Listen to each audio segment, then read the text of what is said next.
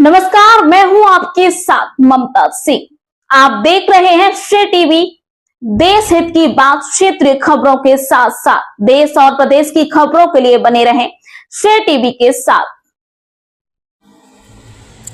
140 साल की विरासत, महिला सम्मान की प्रतिज्ञा। कांग्रेस स्थापना दिवस पर महिला कांग्रेस का लोकतंत्र और न्याय का संकल्प। भारतीय राष्ट्रीय कांग्रेस के 140वें स्थापना दिवस के अवसर पर मध्य प्रदेश महिला कांग्रेस ने महिला सम्मान, समानता और लोकतांत्रिक मूल्यों के प्रति अपनी दृढ़ प्रतिबद्धता को एक बार फिर स्पष्ट किया। महिला कांग्रेस ने कहा कि कांग्रेस का इतिहास और वर्तमान दोनों ही महिला नेतृत्व, न्याय और गरिमा की अटूट परंपरा के सशक्त प्रमाण है।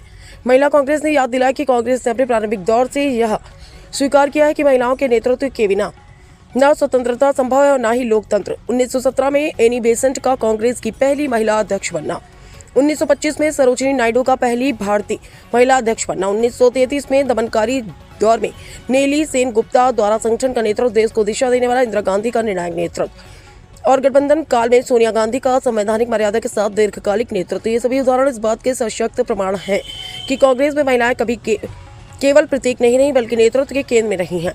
इस गौरवशाली परंपरा के अनुरूप मध्य प्रदेश महिला कांग्रेस ने जबलपुर में हाल ही में सामने आई एक अमानवीय घटना को लेकर गहरी चिंता और कड़ा विरोध दर्ज कराया। रानी दुर्गावती के शौर्य से प्रेरित जबलपुर की धरती पर एक दिव्यांग नेत्रहीन महिला के साथ अभद्रता को महिला कांग्रेस ने पूरी तरह स्वीकार बताया। क्रिसमस के पावन अवसर पर चर्च परिसर में हुई इस घटना को न केवल अमानवीय बल्कि संवैधानिक मूल्यों और मानवीय गरिमा का सीधा उल्लंघन बताया गया।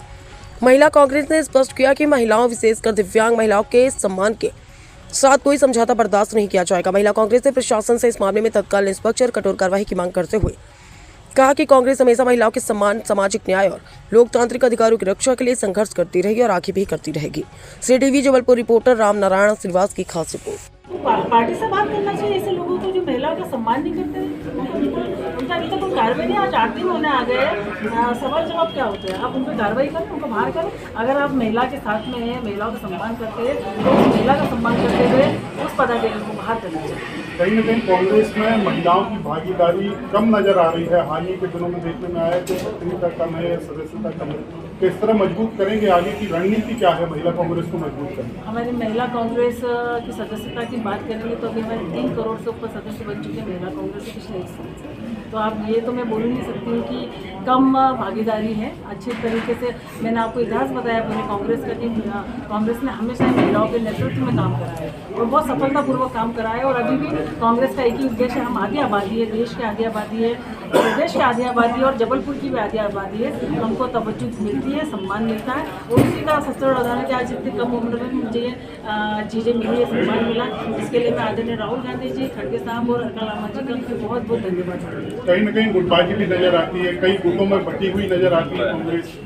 बिल्कुल भी आप लोगों का ये परसेप्शन बना के रखा है कि गुटबाजी हो रही है, पर मुझे तो लगता है बीजेपी में ज़्यादा गुटबाजी। आप देखिए सब अलग अलग गुटों में बजे, कोई विश्वास नारायण जी के साथ है, कोई कैलाश विजयवर्गीय जी, कोई शिवराज जी के साथ है, कोई मोहन यादव जी के साथ है। तो हमसे ज़्यादा गुटबाजी तो वहाँ हमारे यहाँ गुटबाजी नहीं। हम एकता से रोड पे उतर रहे। पिछले 2 साल में जब से हम चुनाव हारे हैं 23 का, उसके बाद हमारी पूरी कांग्रेस एकजुट होकर 2028 की तैयारी कर रही है और निश्चित रूप से हम लोग हमारी सरकार लेकर आएंगे। ठीक है, जरूरत नहीं है तो क्या ये कंट्रोवर्सी नहीं दिग्विजय सिंह और पवन खेड़ा के बयान में? बिल्कुल भी जितने चलते कि आरएसएस तो धार्मिकता पे चलते हैं, हम कहाँ चलते हैं धार्मिकता? संगठन की और आरएसएस की 2 अलग बात है। दिग्विजय सिंह जी का संगठन की बात करी है, पवन खेड़ा जी ने अलग बात करी है, दोनों जी को जोड़ के बोल रहे हैं।